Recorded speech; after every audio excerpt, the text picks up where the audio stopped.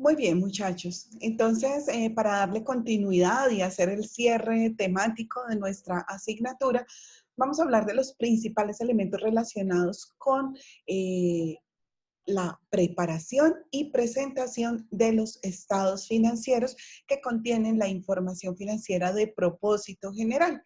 Ya habíamos estado hablando entonces de su concepto, de los elementos que los conforman, de la estructura bajo la cual se deben presentar.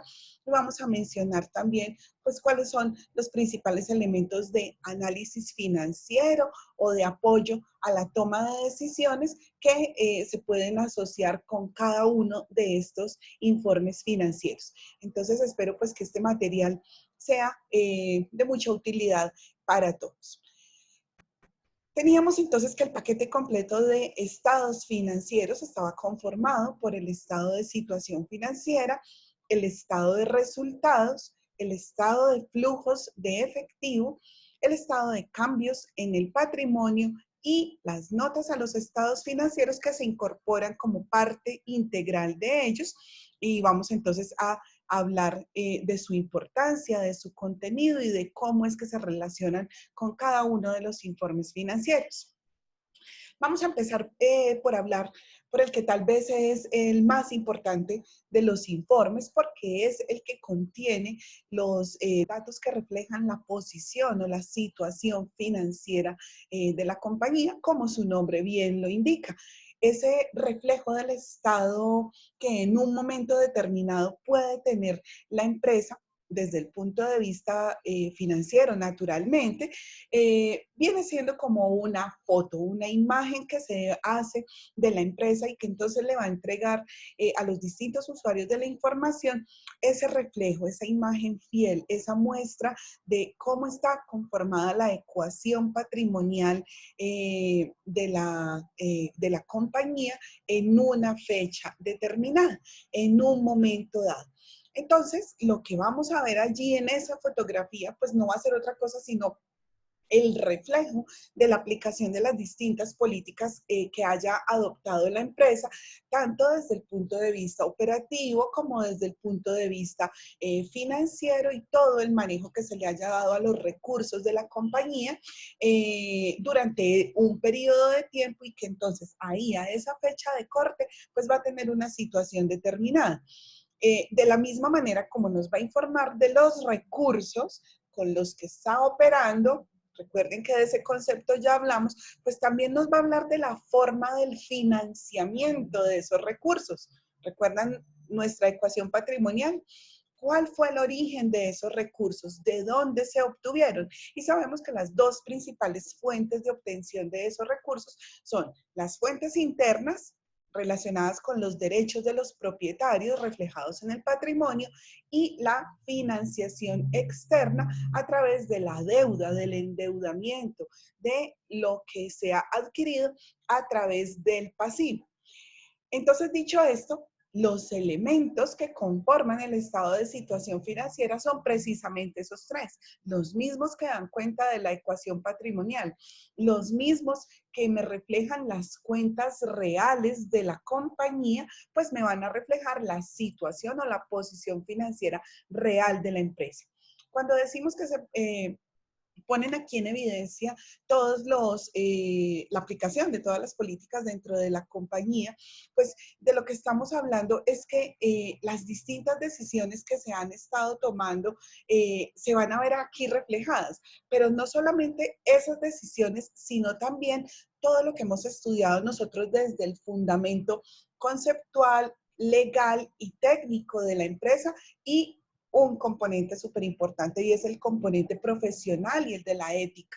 Todos esos rasgos, todas esas características de las que hemos venido hablando a lo largo del semestre relacionadas con el deber ser de nuestro actuar profesional, el deber ser de la información que estamos entregando a los usuarios, pues se ve plasmado acá, que estemos hablando de una información que es una imagen fiel de la empresa, que está preparada con base en las normas legales, que está preparada con todo el juicio y la ética profesional de que fue capaz y que puso allí pues sobre la mesa el profesional que estuvo liderando todo el proceso contable. El cumplimiento de todas las normas en el contexto de lo que a cada empresa le aplique. Todo lo que hemos estado estudiando se evidencia o se materializa en este informe financiero. Por eso es que es el informe principal, el informe al que sin duda en primera instancia le ponen atención los usuarios porque pues es el reflejo de toda esa política implementada por el negocio.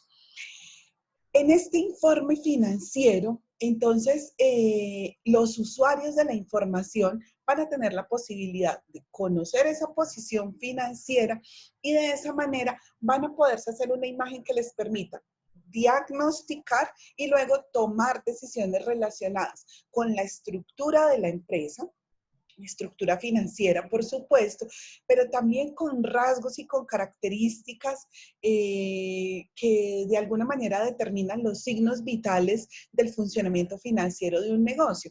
Entonces, con este informe se obtienen medidas fundamentales para evaluar la liquidez de la empresa, para evaluar la calidad de la deuda que tiene y eso permite hacer entonces proyecciones, programaciones de pagos, la solvencia, la solidez con la que cuenta en el momento actual la empresa para poder que a partir de eso pueda hacer proyecciones hacia el futuro y eso da cuenta de la madurez que tiene la compañía, de sus fortalezas, de sus debilidades, de sus potencialidades para consolidarse en el negocio y poder tener continuidad y proyección a lo largo del tiempo. Todos esos indicadores se pueden obtener de ahí. Cuando lo combino este informe con el siguiente que ya vamos a ver, que es el estado de resultados, pues voy a poder combinar el resultado de la empresa con la posición financiera y entonces allí voy a poder evaluar otro signo vital que es la rentabilidad. ¿Qué tan rentable estoy siendo? ¿Qué tantas ganancias, excedentes, utilidades, como se le quiera llamar, estoy siendo capaz de generar con los recursos que tengo disponibles para el trabajo?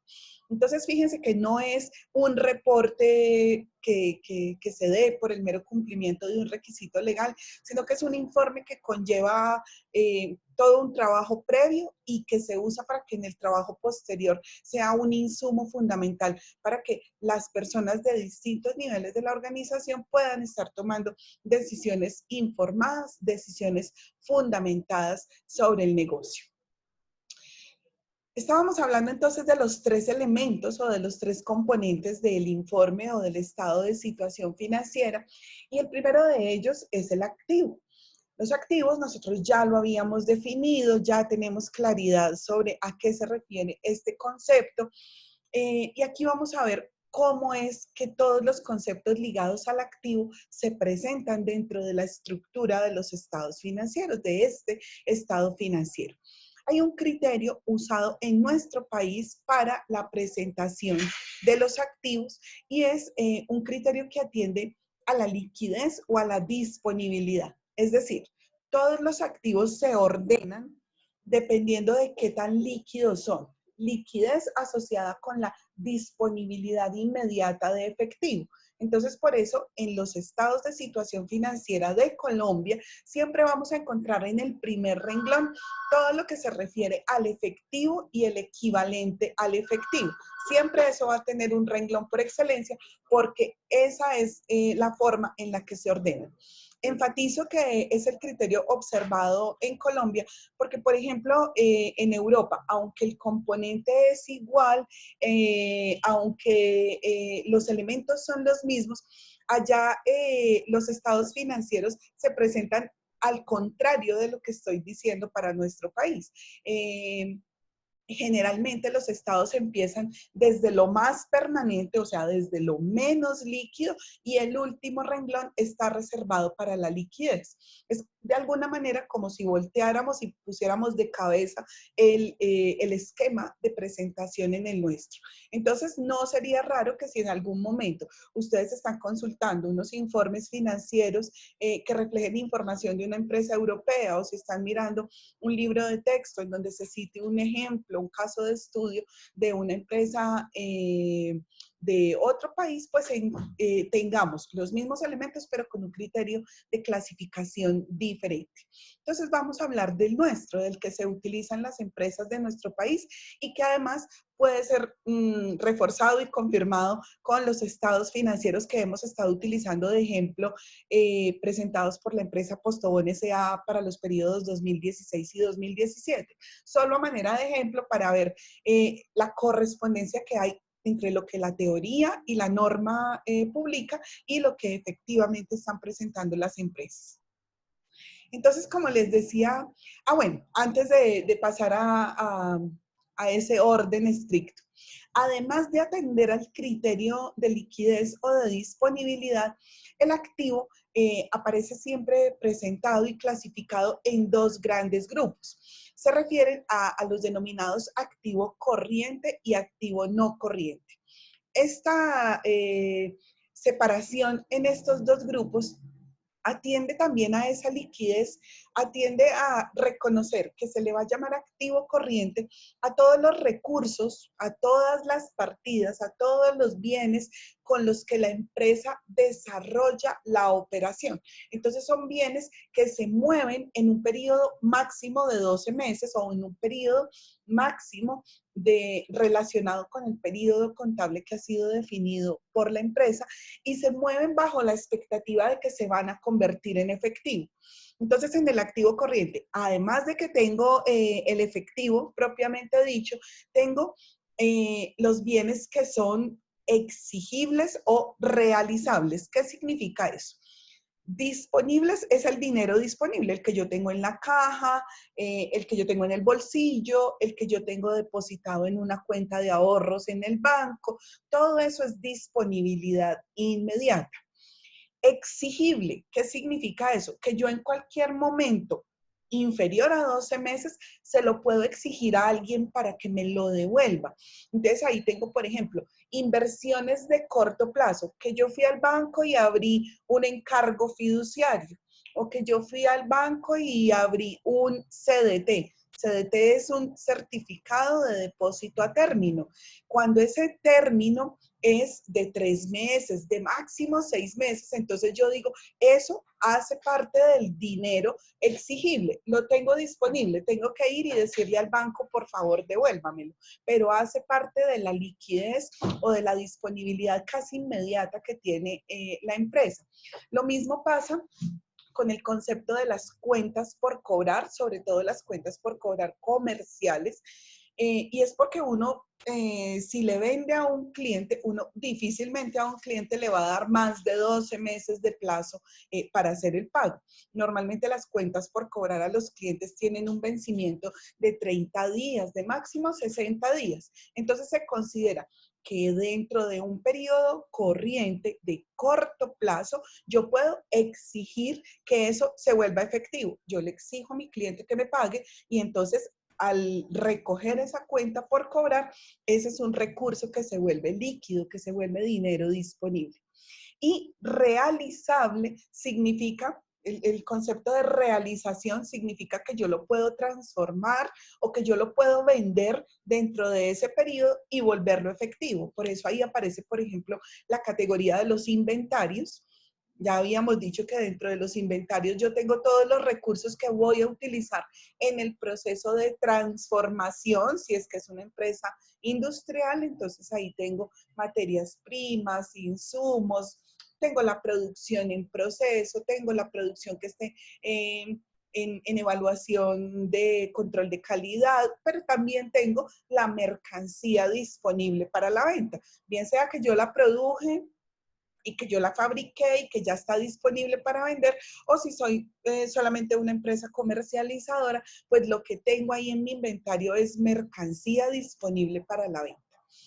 ¿Y yo qué hago con eso? Pues tengo eso y al realizarlo o al venderlo, pues yo espero que me lo paguen. Y si me lo pagan, si me lo pagan de inmediato, se convierte en un dinero disponible. Si lo vendo a crédito, se convierte en un recurso exigible que espero recuperar en el corto plazo.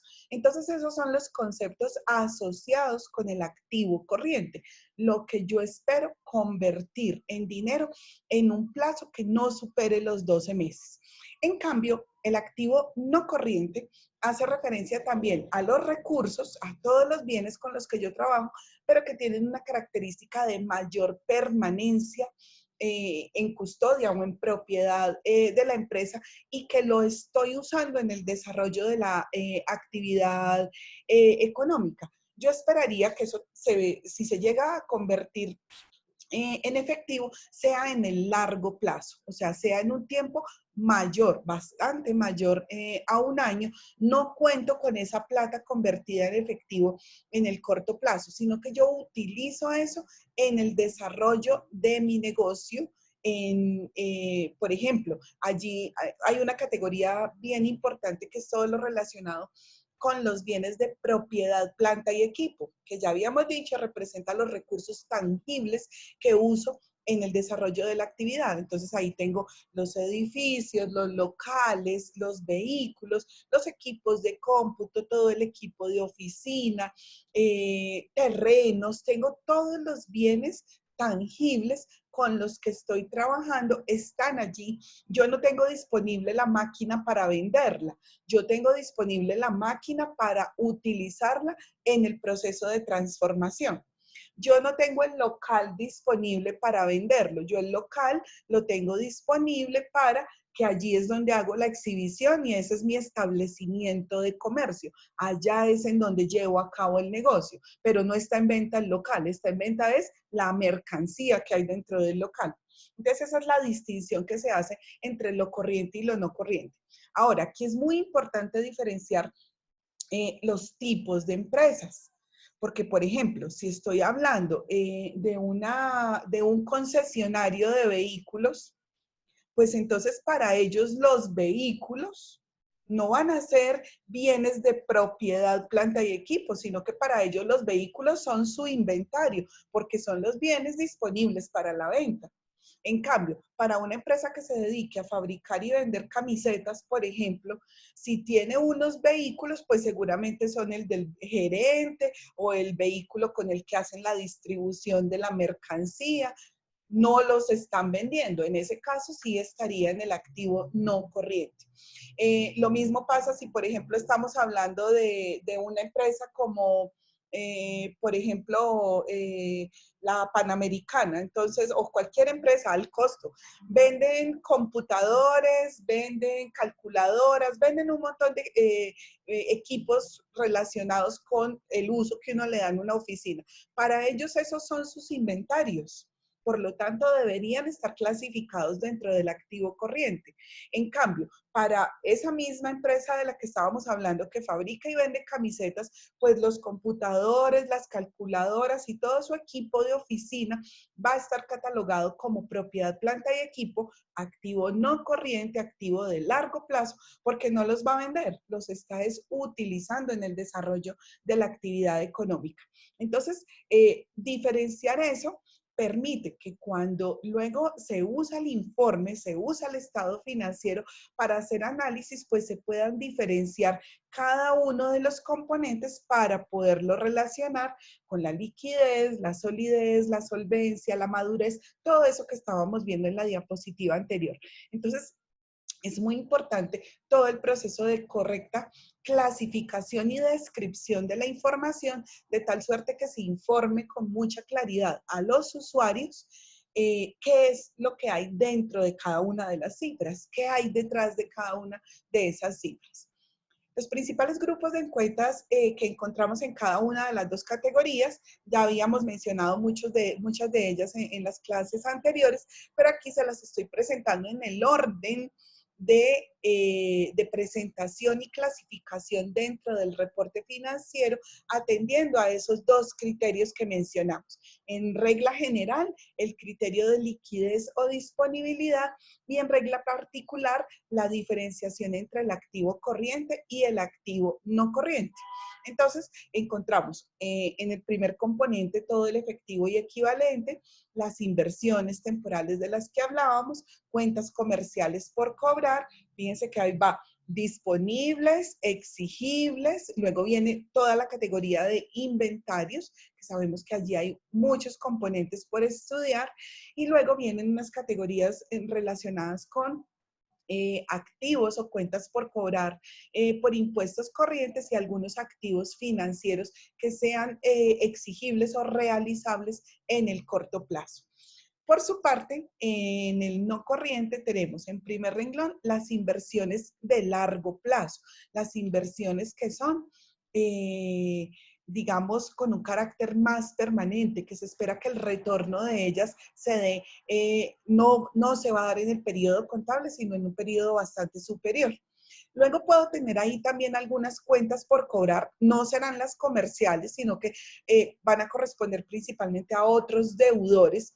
Por ejemplo, cuando la empresa le hace un préstamo a un trabajador y se lo va a ir descontando en cuotas en cada uno de los sueldos, pero en general la deuda fue una deuda otorgada, por ejemplo, para un plazo de 5 años, de 10 años. Depende de las políticas que tenga la empresa frente al manejo de ese tipo de posibilidades con los trabajadores. Esa estaría dentro de esta categoría. No es una cuenta comercial, es que la empresa prestó plata o hizo un préstamo, otorgó un préstamo por otro concepto diferente y tiene un plazo superior a un año. Entonces estaría dentro de esta categoría. La categoría de propiedad, planta y equipo, que era la que estaba utilizando ahorita en el ejemplo, todos los bienes tangibles y los bienes intangibles vienen en la siguiente categoría, porque sabemos que también representan recursos con los que la empresa desarrolla su actividad económica. Mencionábamos que allí tenemos las marcas, las patentes, el goodwill, el know-how, todos los derechos de autor, toda la propiedad intelectual, todo lo que representa rasgos de diferenciación para el desarrollo de la actividad económica. No tienen forma física, pero sí representan un activo y un recurso bien significativo para la empresa. Otras propiedades de inversión, títulos sobre los que la empresa tenga derechos y otros activos no financieros que representen posibilidades de desarrollo de negocio para la compañía. Ahí, en esas categorías, entonces vamos a tener reflejados todos los bienes, todo el lado izquierdo de mi ecuación patrimonial, en este caso todo el lado izquierdo de mi estado de situación financiera. Por su parte, el segundo elemento, el pasivo y el patrimonio, que es lo que constituye el lado derecho de la ecuación o el lado derecho del informe financiero, también lo vamos a encontrar con varios criterios relacionados a su presentación, a su clasificación y presentación. Ambos se presentan atendiendo a ese criterio general de exigibilidad. ¿Qué significa eso de exigibilidad o exigencia? Eso es un criterio que está relacionado con la prioridad para el pago. Prioridad para el pago. ¿Qué significa eso? ¿A quién hay que pagarle primero? ¿Quién tiene prioridad o prelación en el orden en el que hay que ir cumpliendo con las deudas? Sabemos que en el pasivo todas son deudas, todas son obligaciones que ha contraído la empresa con terceros, con distintas personas. Pero entonces, como en todo, uno tiene que tomar decisiones de a quién le pago primero, cuáles son los criterios que yo debo tener para atender esas obligaciones. Y en el caso del patrimonio, que no son deudas, sino que propiamente dichas, sino que tengo allí reflejado el derecho de los dueños, lo que los dueños han aportado. Entonces también aplica el criterio de exigibilidad en el sentido en el que primero los dueños, en un caso remoto eventual, en el que, por ejemplo, la empresa se fuera a terminar o a liquidar, lo primero que esperarían los dueños que le devuelvan es lo que aportaron. Entonces, primero presento los conceptos asociados al capital y después los conceptos asociados a los resultados obtenidos en el desarrollo del negocio. En el pasivo, solo en el pasivo, de la misma manera que ocurría en el activo, aparecen también las clasificaciones de corriente y no corriente, y su definición está relacionada con lo mismo. En el pasivo corriente voy a tener todas las deudas para las cuales yo tengo un plazo máximo de pago de 1 año. Y en el pasivo no corriente, las deudas para las que tengo más plazo. Las categorías de cuentas son las mismas en ambos lados, pero lo único que nos va a diferenciar la separación es el plazo que tengo para cubrir esa obligación. Entonces, todas las obligaciones que yo debo liquidar o que debo pagar dentro de los siguientes 12 meses, es decir, máximo 1 año de plazo para pagar, quedarán clasificados acá, y los que tengan un plazo mayor podrán estar clasificados como pasivos no corrientes. Cuando les digo que tenemos las mismas categorías de cuentas, es que este es el orden de presentación. Encuentro en primera instancia las obligaciones financieras, no solo las de corto plazo, voy a corregirles eso en la presentación. Todas las obligaciones financieras ocupan el primer renglón, bien sea del corriente o del no corriente. Lo que pasa es que en el primer renglón del pasivo corriente yo voy a tener obligaciones financieras que se vencen antes de 1 año. Entonces, si por ejemplo yo hice un pago con la tarjeta de crédito y lo puse a 4 cuotas, pues significa que eso es una obligación que yo le tengo que pagar al banco en 4 meses. Por lo tanto, esa es una obligación que quedaría clasificada dentro del pasivo corriente. Pero si además yo voy al banco, al mismo banco puede ser, y le digo, necesito que me haga un préstamo para comprar casa, entonces ese mismo banco me va a otorgar, por ejemplo, un crédito hipotecario que tiene un plazo de 15 años. Entonces ese va a tener el primer renglón también, pero dentro del pasivo no corriente. Va a ser una obligación no corriente porque el plazo que tengo es superior a los 12 meses. Pero va a ser la misma categoría de cuentas. Obligaciones financieras ocupa el primer renglón de exigibilidad, o es la cuenta que tiene, el grupo de cuentas que tiene la prioridad en el pago, porque normalmente las empresas usan la deuda, o las personas usan la deuda con los bancos para apalancar, o sea, para apoyarse, para conseguir los recursos que necesita para la adquisición del activo. Entonces, significa que yo me estoy endeudando con el banco porque necesito comprar maquinaria. Yo me estoy endeudando con el banco porque estoy comprando un local para el desarrollo del negocio. Me endeudo con el banco porque necesito aprovechar una adquisición importante de inventario, por ejemplo. Entonces, busco en las entidades financieras esa palanca o ese impulso, esa consecución de recursos para poder llevar a cabo mi actividad económica. Entonces, hay que tener eso en cuenta, el plazo. En el segundo renglón vamos a encontrar los proveedores. ¿Quiénes son los proveedores? Pues principalmente son los terceros, las personas que me venden los bienes, los inventarios, los bienes que voy a utilizar en los procesos de transformación o de comercialización dentro de la empresa. Entonces, como se espera que eso que yo estoy adquiriendo son inventarios, y los inventarios están en el corto plazo, en el corriente del activo, entonces uno casi siempre va a encontrar proveedores solamente en el pasivo corriente.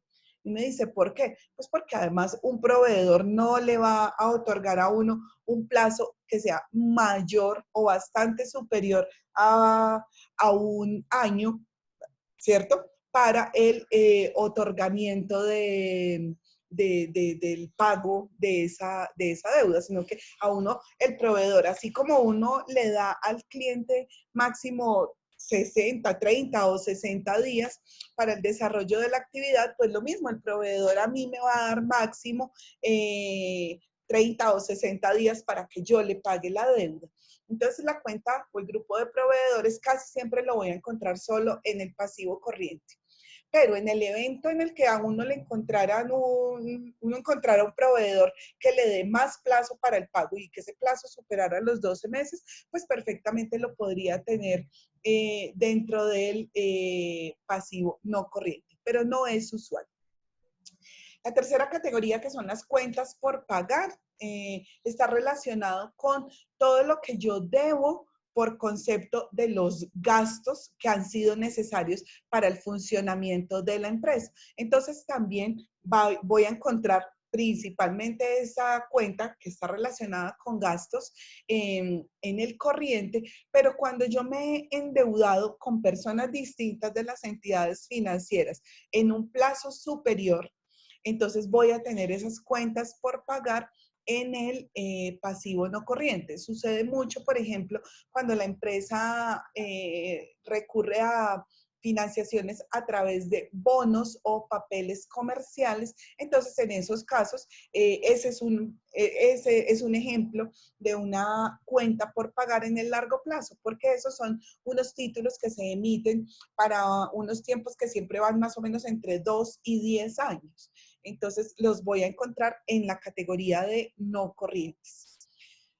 Los pasivos por impuestos, difícilmente uno va a encontrar también que la administración de impuestos, la DIAN si son impuestos nacionales, o la Secretaría de Hacienda si son impuestos territoriales, otorguen más de un año de plazo para el pago. Entonces, por eso casi siempre los pasivos por impuestos están dentro de la categoría corriente. Pero para las empresas que, por ejemplo, por distintas circunstancias se hayan visto enfrentadas a no pagar impuestos por algún tiempo y hagan algún acuerdo de pago con las entidades recaudadoras, esos acuerdos de pago podrían contemplar unos plazos superiores y en esos casos entonces yo podría tener pasivos por impuestos en el largo plazo, pero solamente cuando se ha dado un acuerdo de pago previo a, o mejor, posterior al incumplimiento de las obligaciones normales tributarias que tienen las empresas.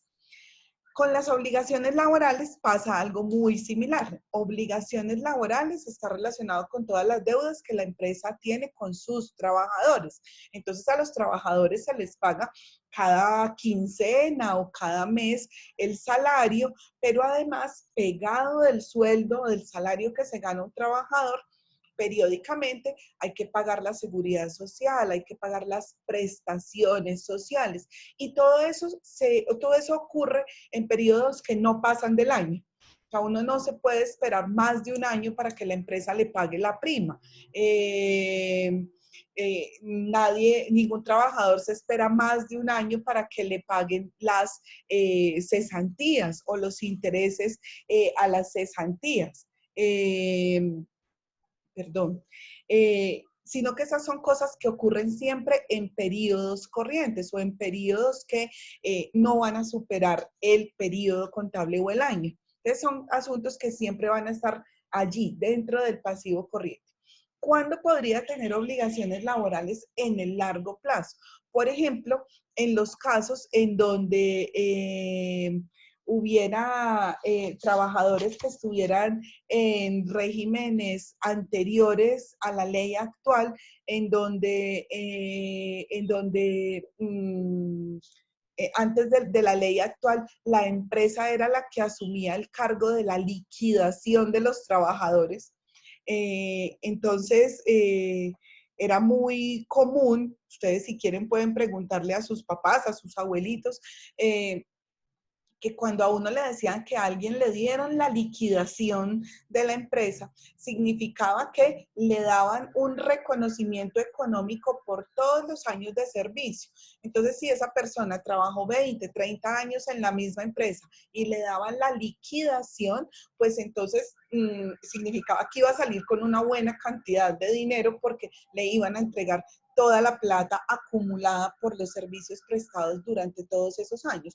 Eso no pasa hoy en día porque en la ley actual cada año la empresa consigna a título de cesantías el equivalente a la liquidación. Cesantía tiene relación o su raíz, la raíz de la palabra es cesante. Cesante quiere decir que ya no trabaja. Entonces está relacionado con que las cesantías deberían ser el ahorro que el trabajador tenga para cuando ya deje de trabajar, bien sea porque ya cumplió la edad para tener su pensión de vejez, o bien sea porque cambió de empresa, o bien sea por cualquier razón que ya no tiene el vínculo laboral, entonces tiene un ahorro relacionado con los servicios prestados. Entonces, cuando ocurría en el sistema anterior, pues era muy normal que hubiera obligaciones laborales en el largo plazo relacionadas con eso. Pero como les decía ahorita, eso no, normalmente no ocurre. Algunas empresas pueden tener algunos rezagos de esa situación, pero no es lo más normal en los días actuales.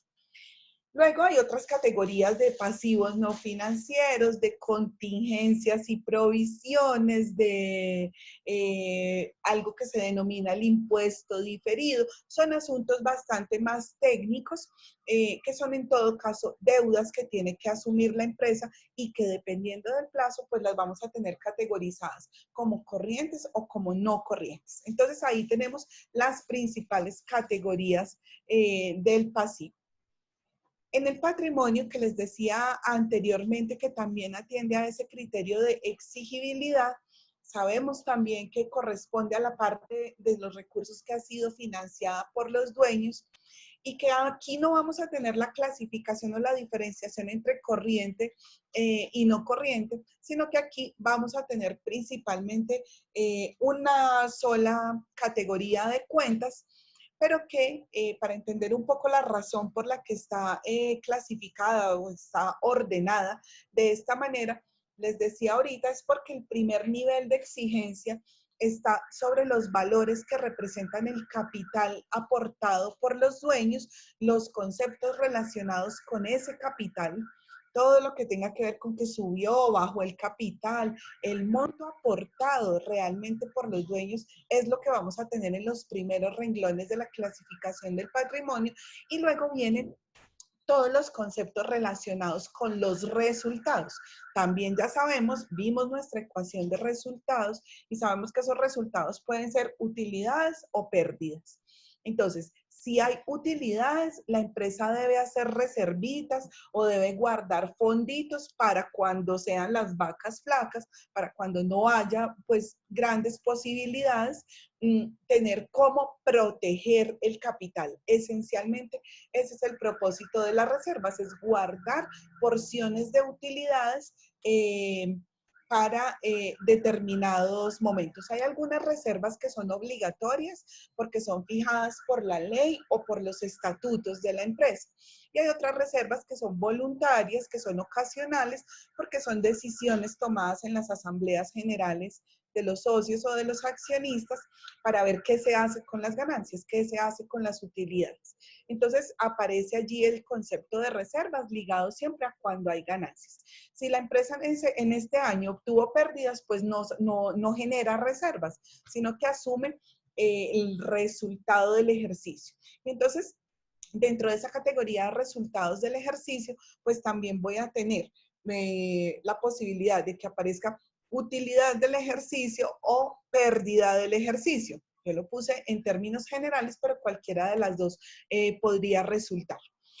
Ganancias que yo tenga acumuladas de otros años y que ya se haya tomado la decisión de que se van a repartir o se van a distribuir entre los dueños, están allí en esta categoría. Y en la siguiente, resultados acumulados, es posible que sean ganancias o pérdidas también acumuladas de otros periodos, pero sobre las cuales no se ha tomado todavía ninguna decisión de si se distribuyen, si se reinvierten, qué se va a hacer con ellas. Entonces aparecen allí. Y aparece el concepto del otro resultado integral, que es un concepto que se incorpora, lo vamos a ver ahorita más adelante en el estado de resultados, relacionado con todos los procesos de valoración al valor razonable a partir de la implementación de las normas internacionales de información financiera. Entonces, el efecto que ese proceso de valoración tenga en los derechos de los dueños puede ser favorable, o sea, puede representar un mayor valor patrimonial o desfavorable y por lo tanto restaría o sería un menor valor patrimonial. Lo vamos a profundizar un poquito aquí más adelante cuando hablemos del resultado, del estado de resultados y del otro resultado integral. Y entonces, esas son pues la estructura. Quiere decir que cuando yo veo mi estado de situación financiera completo, fíjense que tengo los activos clasificados en corriente y no corriente, los pasivos clasificados en corriente y no corriente, y el patrimonio en un solo paquete atendiendo al orden de presentación que estábamos mencionando. Encuentro el total de cada uno de los elementos, total pasivo, total patrimonio, y al final el reflejo de la ecuación patrimonial, total del activo, que debe ser igual al total del pasivo más el patrimonio. Y esa es la estructura de presentación. Normalmente no lo encuentro así, yo lo presenté de esta manera para poder traer la relación o el vínculo con la ecuación. Normalmente lo encuentro en un formato vertical atendiendo al mismo orden, activo, activo corriente, no corriente, y debajo encuentro pasivo, corriente, no corriente y patrimonio, porque como lo veíamos en el ejemplo de Postobón, al frente voy a encontrar la referencia a las notas a los estados financieros y las cifras comparativas de por lo menos 2 periodos consecutivos. Entonces, a la vista del usuario, a la vista del lector, pues resulta muchísimo más claro presentarlo de manera vertical. Pero no, eso no representa pues ninguna diferenciación frente a los criterios con los cuales se está haciendo la presentación del informe financiero. Muy bien. Esos son los elementos principales sobre el estado de situación. Ahora nos interesa conocer los resultados obtenidos por la empresa en un periodo de tiempo.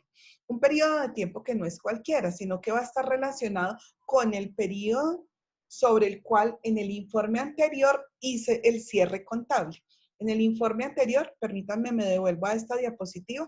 Fíjense que aquí en la parte de arriba dice que este es el estado de situación a diciembre 31 del año tal. Es decir, yo hice todo un ciclo de operaciones, tuve todo el desarrollo de mi ciclo contable durante el año tal y el último día que hago el cierre, tomo la foto y muestro el estado de situación. Pero nos interesa conocer qué fue lo que pasó durante el periodo para poder llegar a esa foto final. Entonces, en el estado de resultados, es en el informe en donde yo voy a reflejar qué fue lo que pasó durante un periodo de tiempo. Entonces eso le da un carácter un poco más dinámico a este informe porque me va a mostrar en últimas si la empresa en ese periodo de tiempo generó ganancias o generó pérdidas. Y por lo tanto, si el reflejo de eso va a significar aumento o disminución en el patrimonio de los propietarios. Ya sabemos, si el resultado fue de utilidad, eso se va a sumar dentro del patrimonio. Si el resultado fue de pérdida, eso se va a restar dentro del patrimonio. Y todo eso, pues naturalmente va a ser consecuencia de las operaciones que se hubieran estado haciendo durante el periodo contable. Pero entonces en el estado de resultados no es, digamos, solamente el listado de ingresos y de gastos como lo hicimos en el ejercicio anterior, en donde reconocíamos la ecuación de resultados para llegar luego a la ecuación patrimonial, sino que aquí vamos a estar haciendo una diferenciación o una clasificación de esos ingresos y de esos gastos dependiendo de la relación que tienen con la operación. Por lo tanto, el criterio que se usa aquí, el criterio general que utilizamos para la clasificación y presentación de este informe financiero es la relación con la operación para poder comprender digamos, el efecto que cada una de las transacciones ha tenido.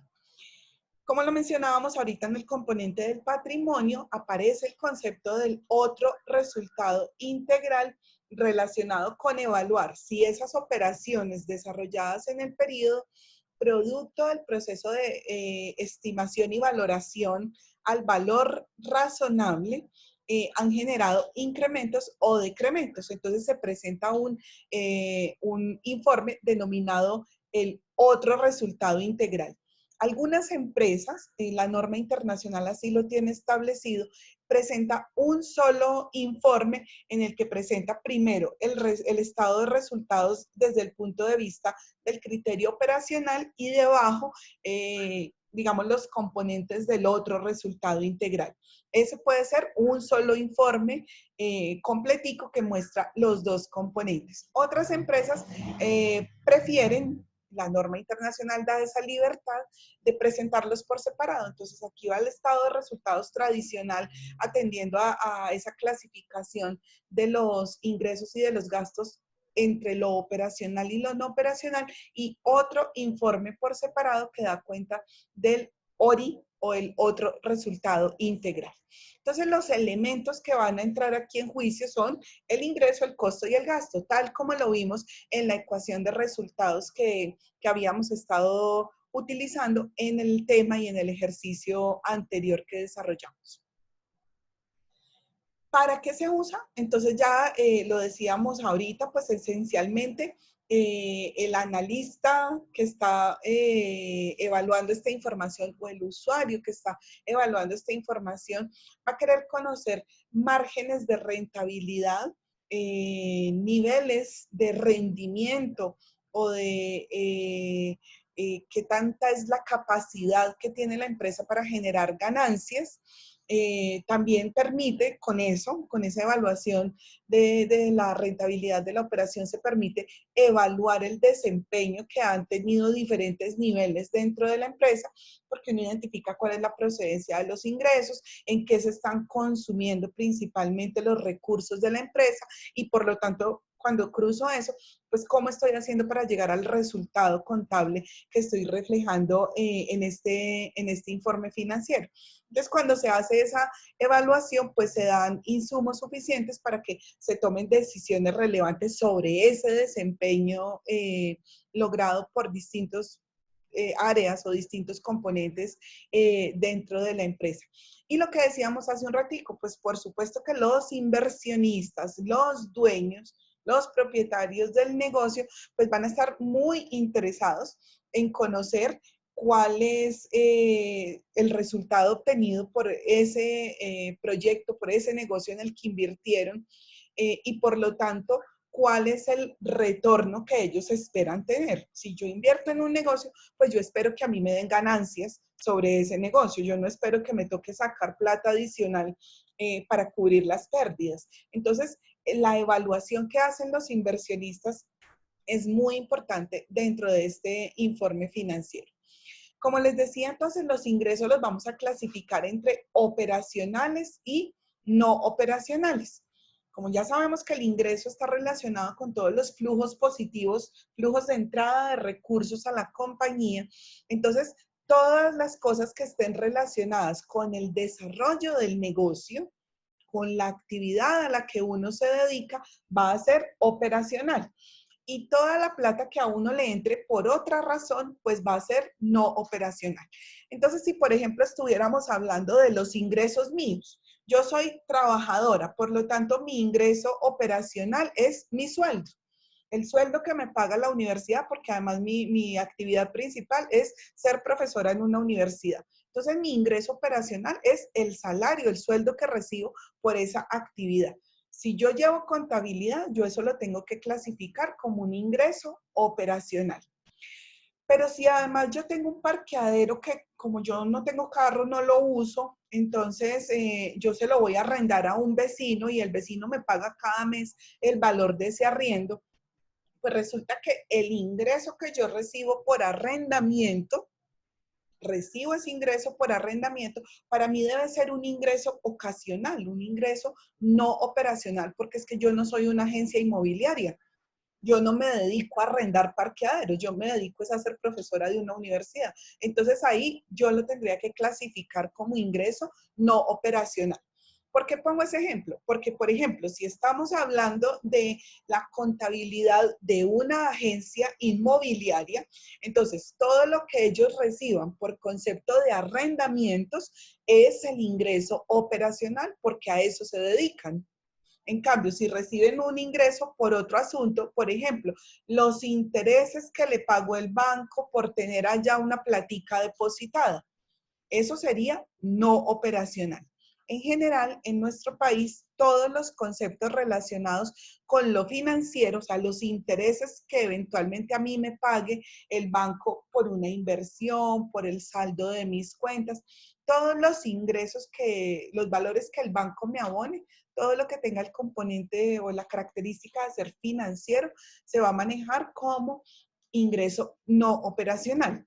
Lo mismo pasa con los gastos. Los gastos generados en todo digamos, el manejo del sector financiero, la comisión que me cobra el banco, el cobro que me hacen por el uso de un cajero distinto, la cuota de manejo de la tarjeta, todo eso que son gastos financieros, se van a clasificar como gastos no operacionales, porque en los gastos, si lo ven acá, pasa exactamente lo mismo. Es muy importante para el análisis diferenciar cuando yo gasto en desarrollo de mi actividad económica a cuando yo gasto en cosas esporádicas, en cosas que no tienen ninguna relación con el desarrollo normal del negocio.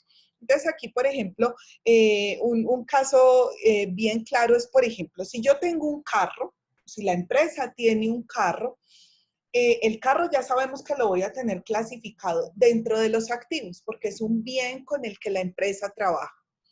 ¿Cuáles son gastos operacionales relacionados con el carro? Pues al carro hay que echarle combustible. Al carro hay que pagarle el seguro obligatorio, al carro hay que pagarle el impuesto, hay que hacerle un mantenimiento.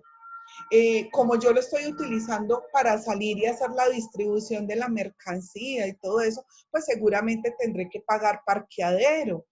Sí, todas esas cosas que son del funcionamiento normal de la empresa serían gastos operacionales.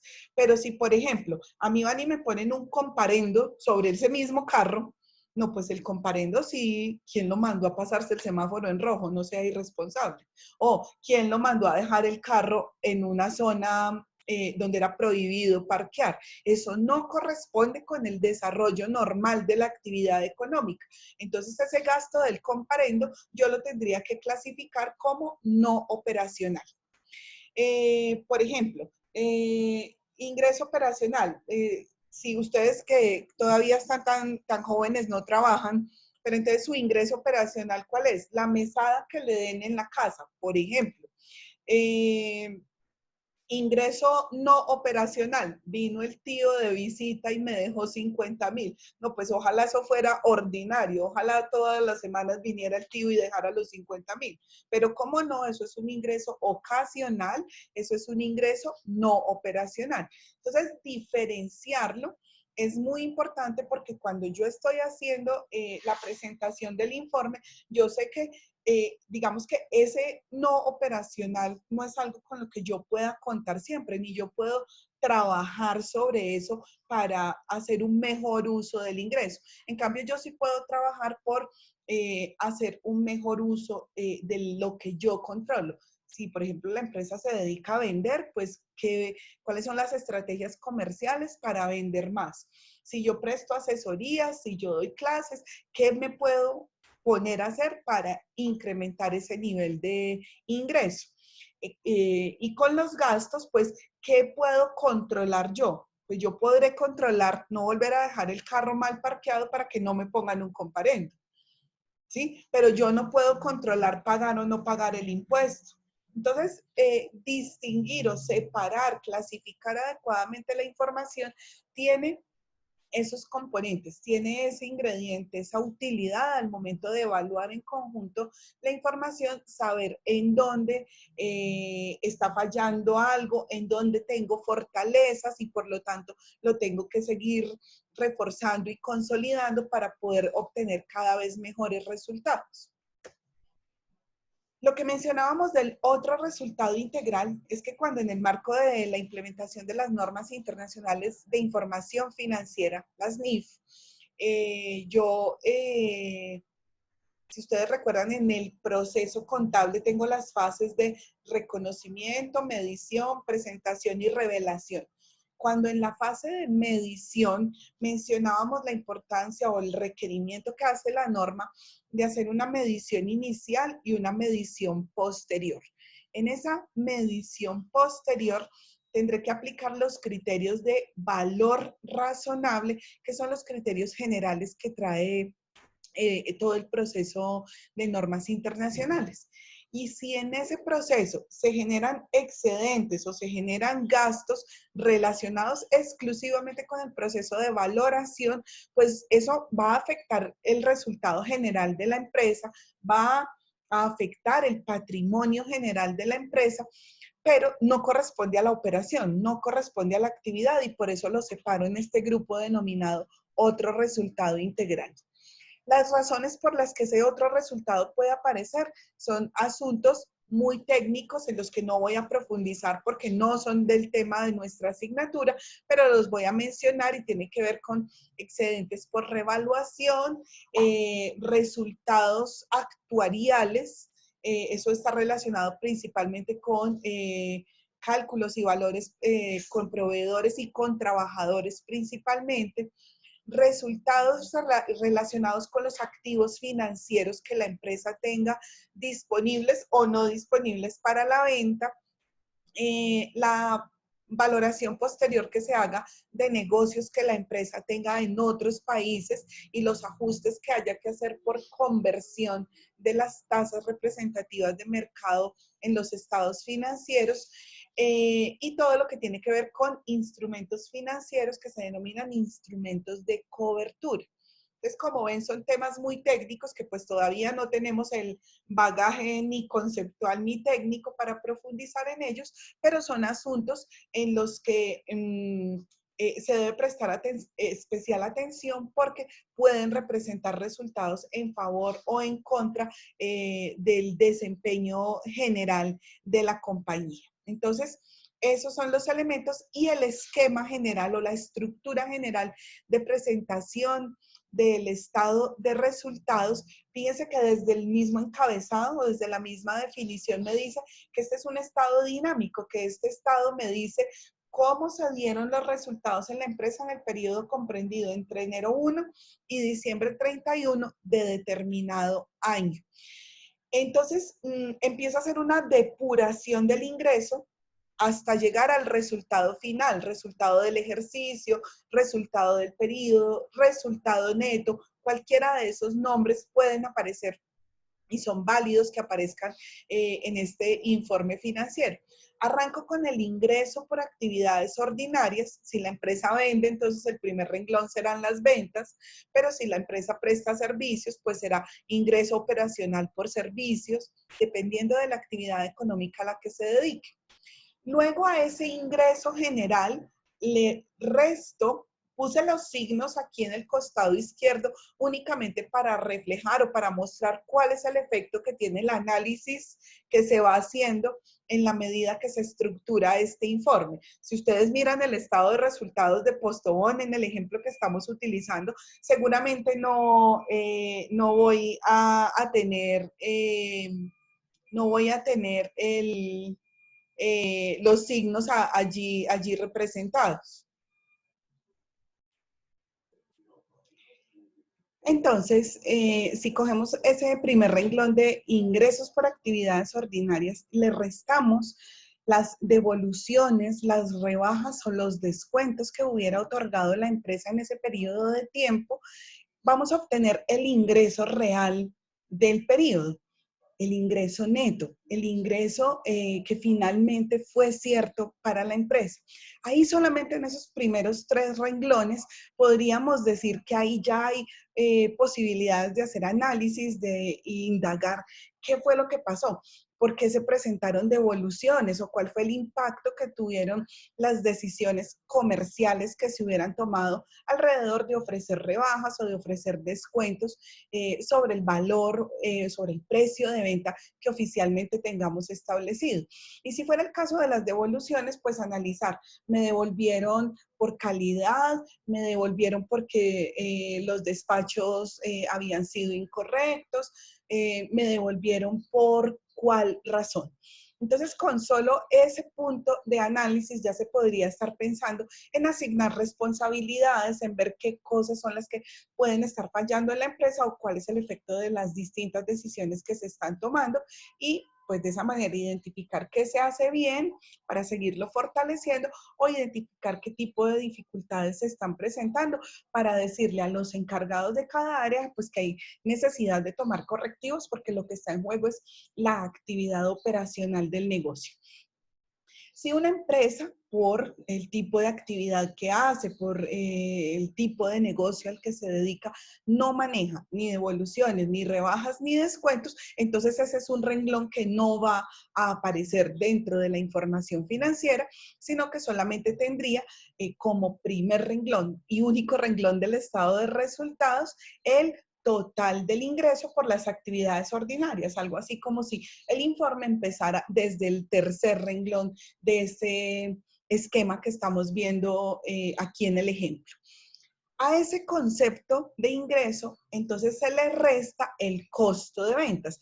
Ya habíamos visto que el costo no es un elemento claramente diferenciado en las normas internacionales. Las normas hablan de la misma manera de costo y gasto, pero que el costo lo vamos a relacionar con lo que yo puedo identificar directamente en el proceso de producción, lo que identifico directamente con el producto. Todas esas salidas de recursos, pongámosle comillas, gastos, pero que identifico directamente con el producto, entonces tienen la característica de identificarse con el costo. Cuando al ingreso le resto el costo, voy a tener una primera medida de utilidad mejor, una primera medida del resultado obtenido.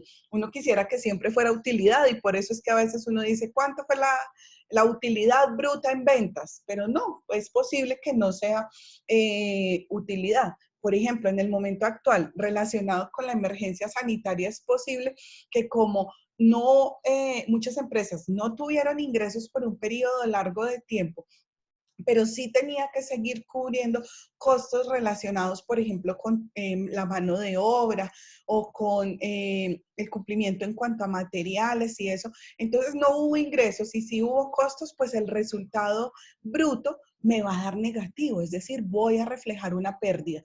Y esa es la razón por la que hemos visto en las noticias todos los días, uno ve o uno escucha, solamente con salir a dar una vuelta por el centro, por ejemplo, se da uno cuenta del montón de negocios que se han cerrado porque se vuelve insostenible. Si yo no genero ingresos, pero sí tengo que seguir pagando todos los costos y los gastos relacionados con tener un negocio andando, pues ahí no hay quien aguante y entonces tiene que verse en la situación de desafortunadamente tener que cerrar el negocio. Entonces, ese tipo de cosas son las que ocurren y ese es el efecto que uno puede ver en este estado financiero.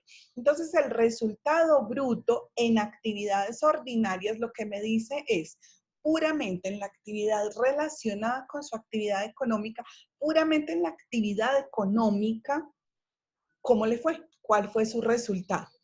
Si sigo bajando en orden de relación con la operación, acuérdense que ese es el criterio que dijimos que marca la estructura de este informe, entonces yo le voy a restar a ese resultado, le voy a restar los gastos operacionales. En las empresas los gastos operacionales se clasifican o se subdividen entre los gastos que yo voy a encontrar relacionados con la administración y los que están relacionados con la venta en forma directa. Entonces, por ejemplo, uno diría que el gasto por la comisión que se le pague a un vendedor Eso sería un gasto de venta. Mientras que, por ejemplo, los gastos que se hagan por aseo y cafetería, por mantenimiento del jardín de la empresa, pues eso está relacionado es con la administración en general. Entonces, pues suele ser muy útil tener separados esos dos conceptos, también con el propósito de que esa separación me permita tomar decisiones relacionadas con qué cosas se puede suprimir, qué cosas son definitivamente importantes para el desarrollo de la actividad económica, qué cosa puedo modificar para hacer que esa actividad económica se desarrolle de mejor manera.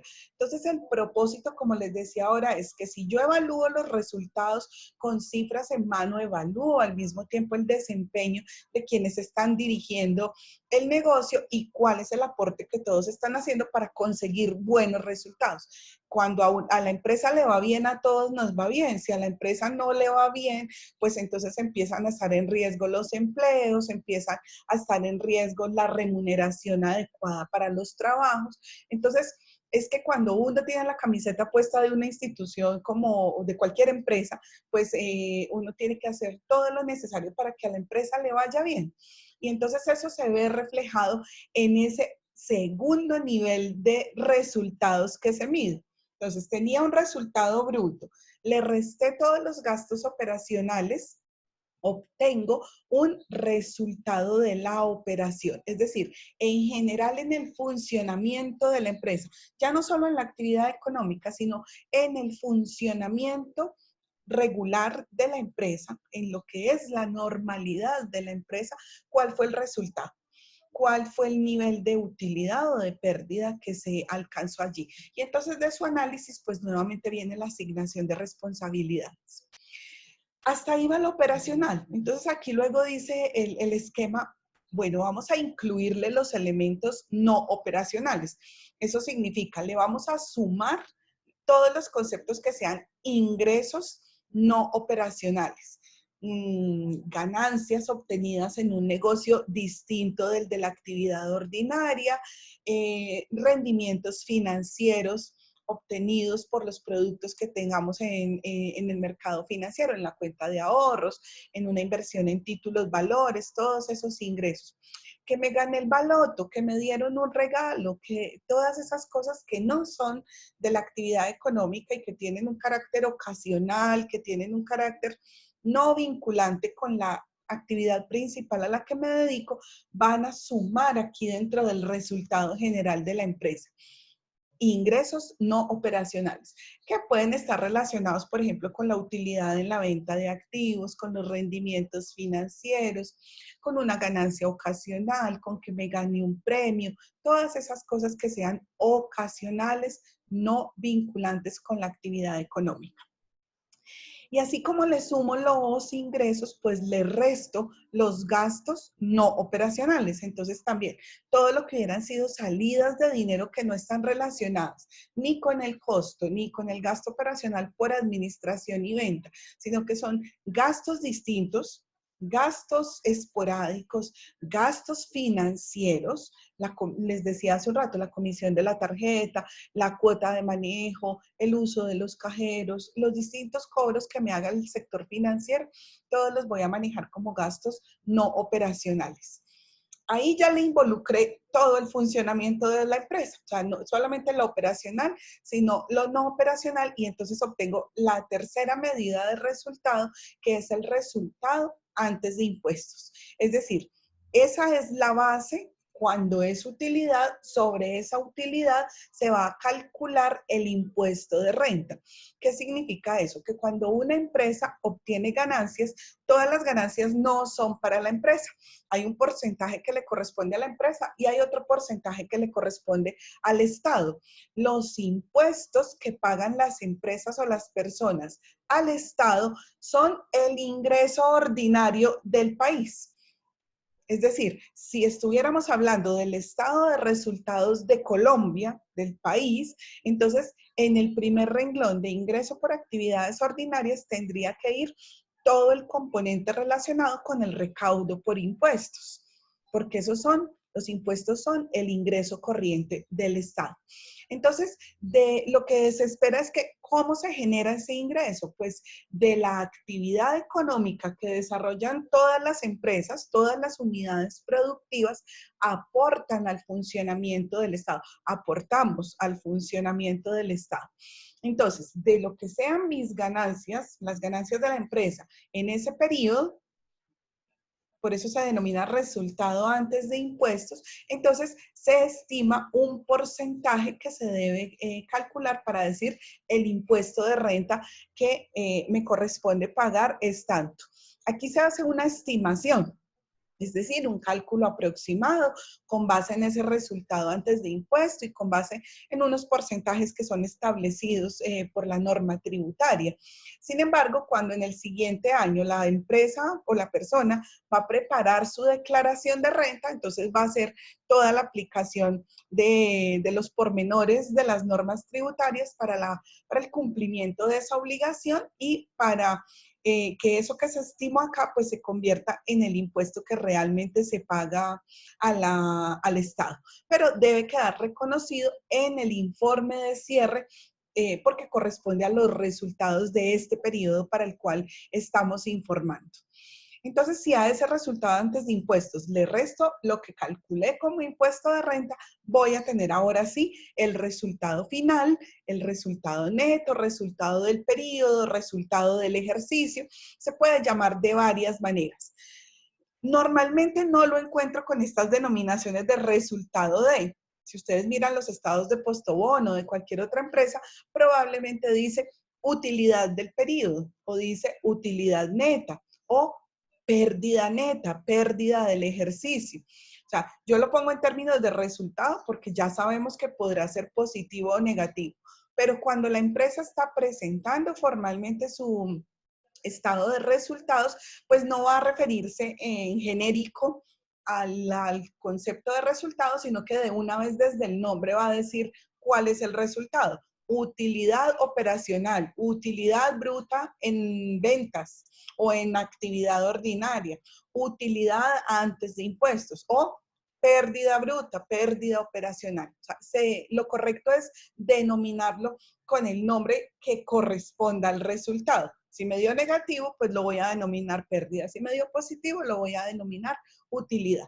Entonces, este es el esquema de presentación, el esquema bajo el cual se deben organizar esta estructura del estado de resultados. Muy bien. Vamos a pasar entonces a, a un tercer estado financiero, que es el que pretende evaluar cuál ha sido el movimiento del dinero durante el periodo contable. Movimiento del dinero. Acuérdense que habíamos estudiado que uno de los principios bajo los cuales se maneja toda la contabilidad es el principio de acumulación o de devengo. ¿Qué significaba eso? No sé si lo recuerdan. Habíamos dicho, los hechos económicos los reconozco, los registro cuando ocurren y cuando puedo demostrar que derivado de esa ocurrencia se derivan derechos o se derivan obligaciones para la empresa. No necesariamente el reconocimiento está relacionado con que se mueva el dinero. Poníamos como ejemplo el caso de si yo hago una venta, pero la venta es a crédito, yo debo reconocer hoy en la contabilidad, debo registrar hoy en la contabilidad el ingreso por esa venta, pero al mismo tiempo reconozco el derecho que representa la cuenta por cobrar al cliente. Y entonces ahí no se movió el dinero, pero sí se generó un movimiento económico que me cambia la situación, la composición, la estructura financiera de la empresa, pero no se movió el dinero. Entonces, como el dinero ocupa un renglón muy importante dentro de las decisiones que se toman y dentro del funcionamiento de la empresa, entonces el tercer estado financiero es el que se denomina el estado de flujos de efectivo. Flujos asociados con el movimiento, con los cambios que tiene el dinero a través de ese periodo para el cual estamos informando. Entonces, este es un informe en donde voy a detallar el efectivo que se recibió Entonces, ¿cómo se origina? ¿Cómo se recibe? ¿Dónde se genera el efectivo, el dinero líquido que se mueve en la empresa? Y de la misma manera, ¿cómo se aplica o cuál es el uso que se le da a ese efectivo en el mismo periodo de tiempo?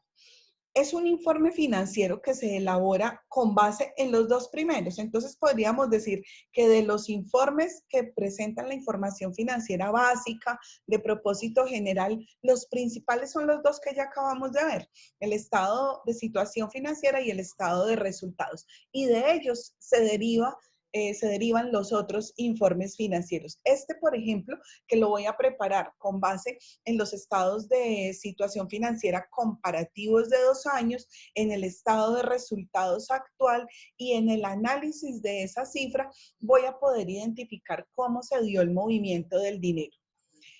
Y entonces en la estructura de este informe, fíjense que aquí no he mencionado que el Estado tenga como tal elementos, como sí lo hicimos en los dos anteriores, sino que más bien la forma de presentar la información me diferencia tres espacios o me dice, vamos a mostrar el movimiento del efectivo relacionado con lo que sean las actividades de la operación del negocio, o sea, cómo funciona la cotidianidad del negocio, el funcionamiento habitual de la operación del negocio. Vamos a hablar de cuáles son las actividades de inversión, en qué se invierte el efectivo, qué se hace relacionado con la inversión y qué se hace relacionado con la financiación. Como esos son tres bloques, además relacionados con las decisiones que se toman en la empresa, con las principales decisiones que se toman en la empresa, entonces clasificar el movimiento del efectivo en esos tres grupos va a permitir que los usuarios puedan evaluar cuál es el impacto que tienen cada una de esas actividades en general en la situación o en la posición financiera de la empresa y en el proceso relacionado con la generación de los resultados. Entonces, es muy importante este estado financiero, es uno de los informes que representa mayor utilidad para la gerencia, sobre todo, porque hacerle seguimiento al movimiento del efectivo resulta muy valioso. El efectivo, como es tan fluctuante, como es el que representa tanta liquidez para los negocios, pues se puede perder fácil, se puede despilfarrar, puede correr muchos riesgos la gestión y la administración del efectivo. Entonces, pues tener eso, tener este estado financiero, saberlo preparar bien detallado y saberlo utilizar, saberlo leer y ponerlo al servicio de las decisiones de la gerencia, pues tiene muchísima utilidad para la empresa. Entonces les decía, la utilidad principal radica en que se pueda conocer cómo se genera el efectivo y cómo se aplica el efectivo. Y entonces este estado financiero pues refuerza el análisis de la liquidez que mencionábamos cuando hablábamos del criterio bajo el cual está clasificado el activo. Cuando yo conozco además cómo es que genero dinero, cómo es que llega y cada cuánto llega el dinero a mis manos y cómo lo tengo que utilizar, pues eso me da muchísimos elementos para hacer las proyecciones de la empresa para los periodos futuros, para poder ajustar o diseñar las políticas que tenga que sean necesarias para que la empresa se encamine de mejor manera hacia tener una óptima utilización de los recursos. Entonces, es un informe que tiene bastante utilidad. No vamos a ahondar en la estructura del informe, probablemente les incluyo uno. Tenemos el ejemplo del de Postobón que veníamos analizando para ver cuál es el esquema de presentación, pero lo que voy a encontrar es el movimiento del efectivo propiamente dicho. Para el estado de flujos de efectivo se utilizan dos métodos en su elaboración y por lo tanto en su presentación, el método directo y el método indirecto. Las empresas tienen completa libertad para escoger el método que mejor se ajuste al tipo de información que quiere extraer de ese informe financiero. Muy bien, el cuarto estado financiero es el estado de cambios en el patrimonio. Entonces, decíamos, para los propietarios va a ser fundamental conocer en qué están sus derechos, cuál es la situación actual que tienen, la inversión que ellos han hecho en la sociedad, qué es lo que ha pasado con eso y pues cuáles son las expectativas que tienen de que eso esté consolidado, de que eso sea muy sólido y de que eso le pueda reportar beneficios en el futuro. Entonces es un informe que es pues muy valioso, sobre todo, o sea, los principales usuarios de este informe son los inversionistas, los propietarios.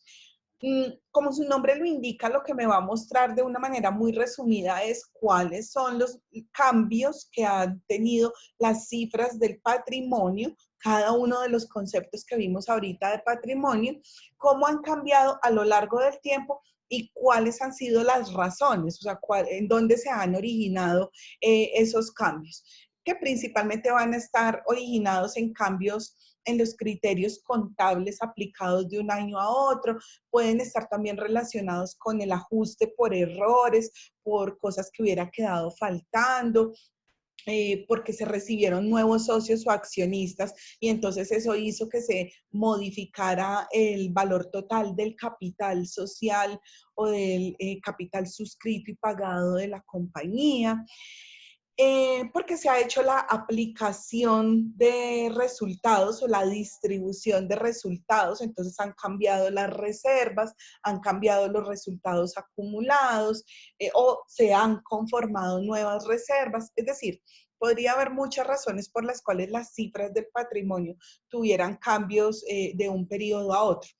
No está aquí anotado, pero por ejemplo, si un socio o un accionista decide retirarse, pues eso también me va a mostrar un efecto en el patrimonio. Si, por ejemplo, hay cambios muy fuertes en el comportamiento de las acciones en el mercado, en la bolsa de valores, eso también puede tener efectos aquí en el patrimonio. Entonces, mostrar esos cambios, pues es un asunto de muchísimo interés, sobre todo para los inversionistas. Van a utilizar ellos esa información o lo que se espera que un analista financiero, que un contador que les está entregando esta información, les explique son las causas y las consecuencias de esos cambios. Si cambió, ¿en qué me beneficia? Si cambió, ¿en qué me perjudica? Esos son el tipo de preguntas que los inversionistas se van a hacer cuando revisan y analizan el contenido de un informe como esto. Entonces, cuando a mí me explican eso, pues yo voy a poder tener elementos suficientes para ver qué decisión voy a tomar, cómo aprovecho las fortalezas que tiene mi patrimonio, cómo le saco el mejor provecho a las oportunidades que eso represente y si hay algún riesgo, pues también saber cómo me tengo que mover frente a ese riesgo, qué tengo que hacer para protegerme y no salir perjudicado en cuanto a la inversión que he hecho en esa compañía en particular. Muy bien. Entonces, esos son los 4 estados financieros de los que estábamos hablando. Pero decíamos que ese paquete completo de información se complementa con las notas a los estados financieros y por ello es que se consideran parte integral de los mismos. No se conciben unos estados financieros sin notas. Y es que decíamos, como lo que nos interesa es que lo que estamos informando se entienda, entonces comunicar adecuadamente la información es lo principal que se persigue con esto, que se pueda dar una explicación y una descripción más amplia a los usuarios de la información para que puedan conocer, digamos, qué significan cada una de las cifras que están contenidas en los estados financieros.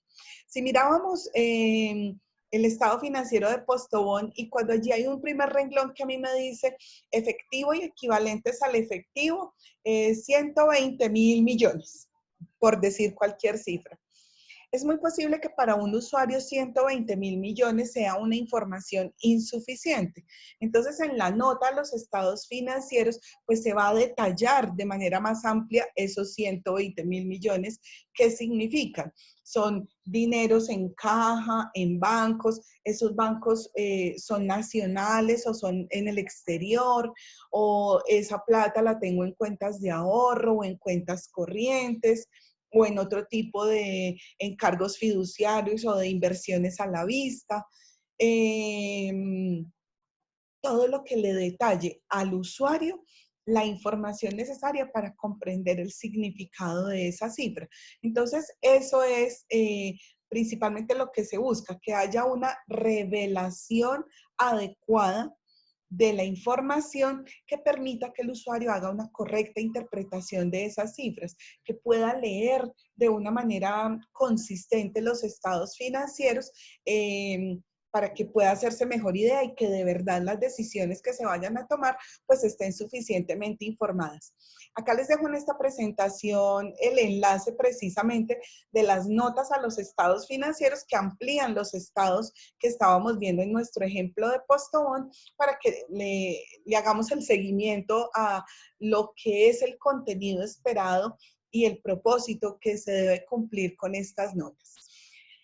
Entonces, como lo venía diciendo, el propósito principal es que se pueda brindar información suficiente a los usuarios, que puedan leer con claridad el contenido de estos informes, que los puedan comprender, que puedan tener la mayor utilidad de ellos. Entonces, fíjense que cuando leemos ese primer propósito que está allí, lo que vemos es la descripción de las que habíamos estudiado en la teoría, como las cualidades de la información. Yo quiero que la información sea completa, clara, comprensible, útil, que sea fácil de entender, que sea pertinente. Todo eso lo voy a conseguir o lo voy a reforzar a través de entregar ampliación de la información a través de las notas a los estados financieros. Pero al mismo tiempo esa ampliación de información me va a permitir que yo pueda entender cuál es el impacto que esas cifras que estoy viendo tienen en general para la empresa, en general para la economía de la empresa, cómo se puede ver que las distintas decisiones que se han estado tomando en la empresa, que la administración de la empresa ha estado decidiendo, y uno toma decisiones operativas en el día a día, pero uno también toma decisiones como más estratégicas, más de largo plazo. Entonces, ¿cuál es el impacto económico que todas esas decisiones tienen para el negocio? Y pues esencialmente buscan es eso, ampliar y darle alcance, darle claridad a la información que se está tomando. La responsabilidad de la preparación y presentación de las revelaciones recae sobre la administración general de la empresa.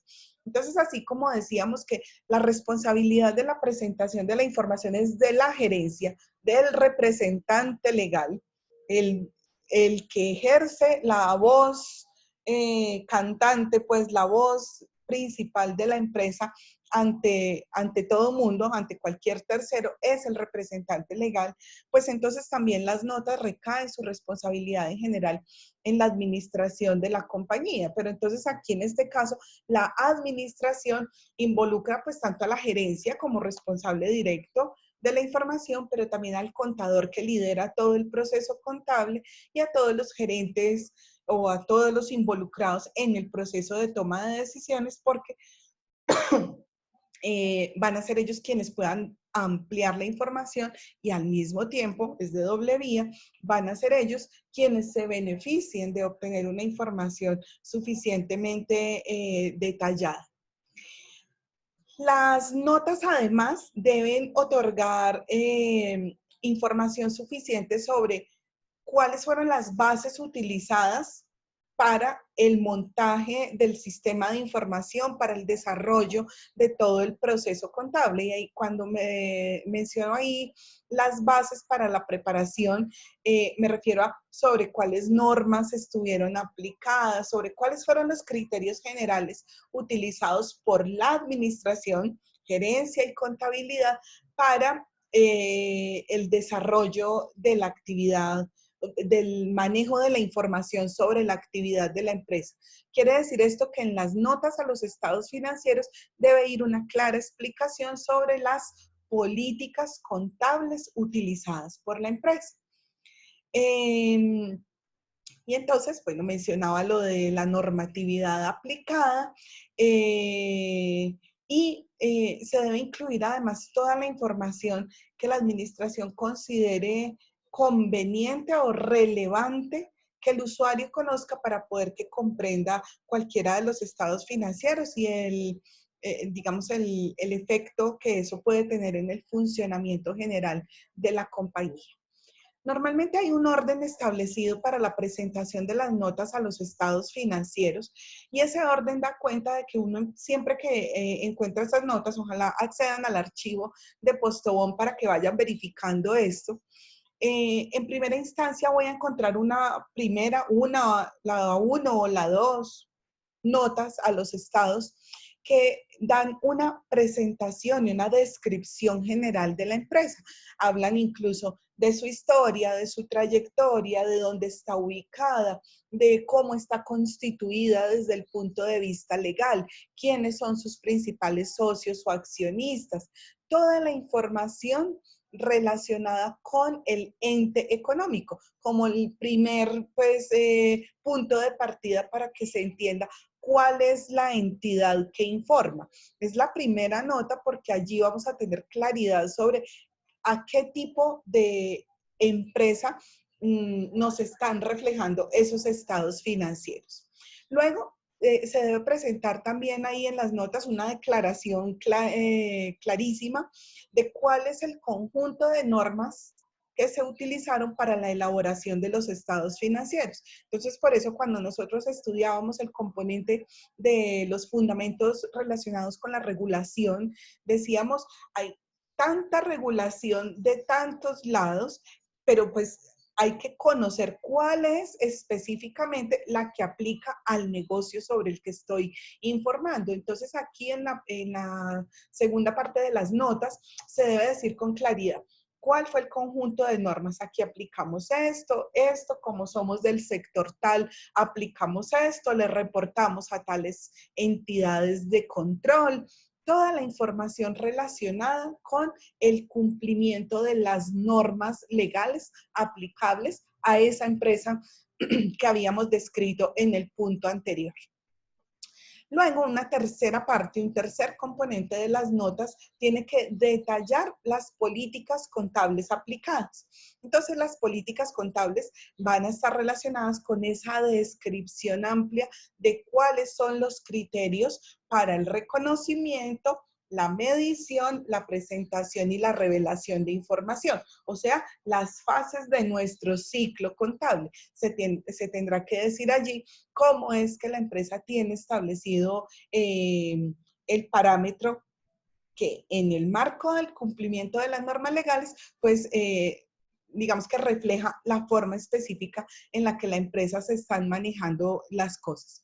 Luego, entonces, viene una información de apoyo para cada uno de los grupos de cuentas. Ahí, en este cuarto componente, viene el ejemplo que les ponía ahorita de los bancos. En el estado de situación aparece la cifra global de cuánto hay en el efectivo y equivalentes al efectivo, pero en la nota específica de esa cuenta me van a dar más detalles, me van a dar más componentes de apoyo para comprender lo que significa esa cifra, lo que hay detrás de esa cifra. Que no sea un número vacío, un número en solitario, sino que yo pueda acceder a información mucho más detallada que me permita conocer de mejor manera lo que es la realidad económica del negocio.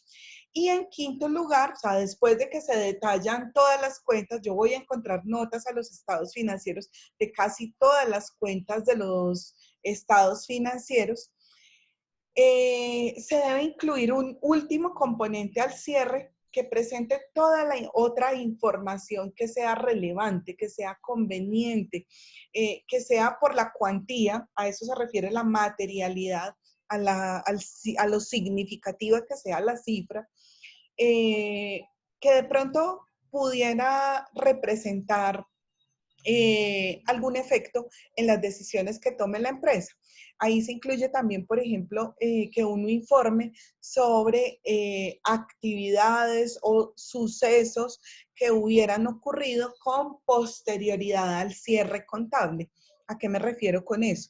Que si yo estoy mostrando ese estado de situación financiera al 31 de diciembre de tal año, entonces hice el cierre contable, estoy preparando todo, preparo las notas porque voy a entregar los estados financieros a la junta directiva y luego los vamos a llevar a la asamblea general. Y las asambleas generales normalmente se llevan a cabo entre los meses de febrero y marzo. Todo enero se dedican las empresas a la organización, a la preparación de esta información y normalmente entre febrero y marzo se hacen las asambleas. La Asamblea General es el único órgano aprobado por la ley, ya lo habíamos mencionado antes, que aprueba los estados financieros. Entonces, cuando estoy en todo ese proceso, si ocurre un hecho en enero, en febrero, significativo para la empresa y que, por ejemplo, cambie la condición financiera sobre la que yo estoy informando, pues yo la debo revelar en las notas.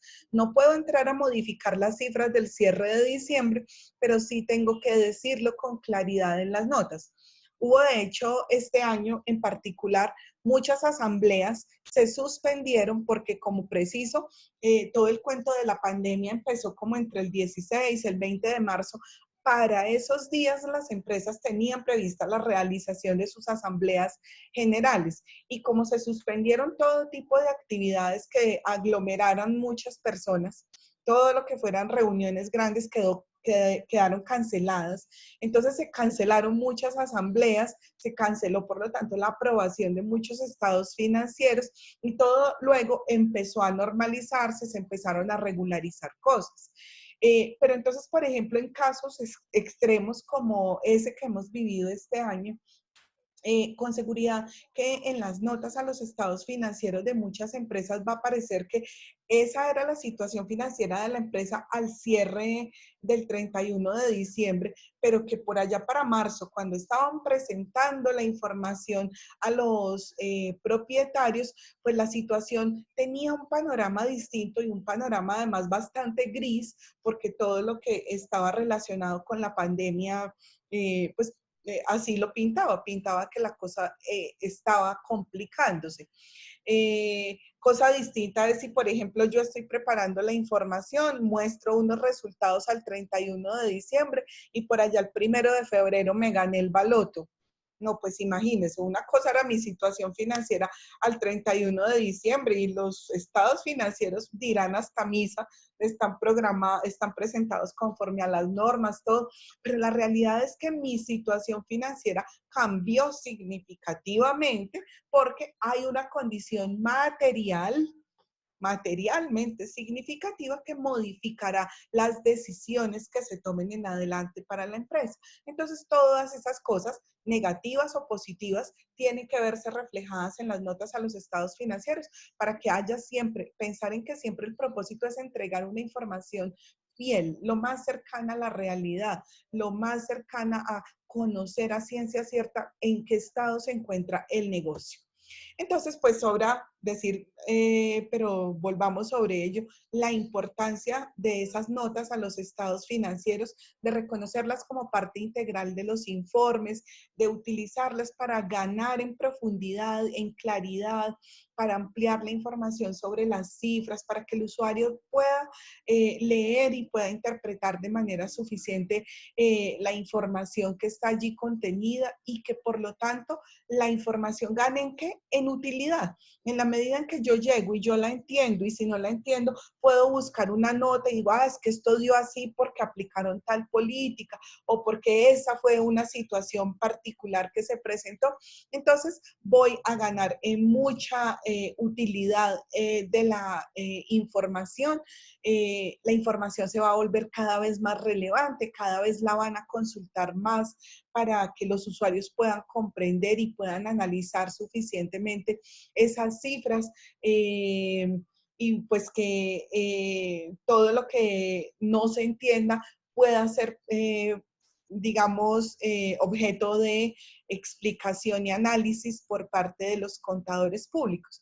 Y digamos que otra forma de referirse a la importancia de las notas tiene que ver con sobrepasar el papel y el rol que juegan los contadores públicos frente a la preparación y el aseguramiento de la información, porque digamos que se rebasa, y ustedes saben, me han oído muchas veces insistir sobre eso, se rebasa el componente técnico, no es solamente maneje todo bien en el sistema, digitalice todo y chan, salieron los estados financieros que me arrojó el sistema y pare de contar. Esa no puede ser la función del contador, tiene que ir más allá, ser más analítico, estar en capacidad de ser más asesor del usuario, poderle explicar de manera amplia y suficiente el contenido de esos informes para que de verdad se convierta el contador público en un actor clave dentro de la empresa porque está otorgando información que además de que es muy clara, además de que es pertinente para la realidad de la empresa, ha sido preparada con ética, con juicio profesional, porque estoy hablando con un profesional que puede explicármela, que le puede dar alcance, que puede estar en condiciones de hacer que esa información tenga muchísimo más valor. Entonces ahí es en donde hay una cosa muy significativa relacionada con esos estados financieros. Muy bien, hasta ahí llegamos entonces con el tema de la explicación de la estructura de los estados financieros y las notas. Voy a dejar disponible en Avata un taller que está relacionado con aplicar los criterios de clasificación del estado de situación financiera y del estado de resultados, que puedan a través de un listado de cifras, un listado de cuentas que yo les proporciono, preparar y presentar unos estados financieros siguiendo el esquema de presentación que vimos, siguiendo los criterios de clasificación del activo, del pasivo, del patrimonio, del ingreso y del gasto que puedan presentar los estados financieros. Lo dejo disponible desde este momento en Avata. Tendremos plazo hasta la próxima semana, es decir, toda la semana para su realización. Ya saben que si requieren alguna tutoría o alguna consulta puntual, estoy pendiente de ustedes a través de Avata y a través del correo electrónico para darles el acompañamiento que necesiten. Un saludo para todos y muchísimas gracias por la atención.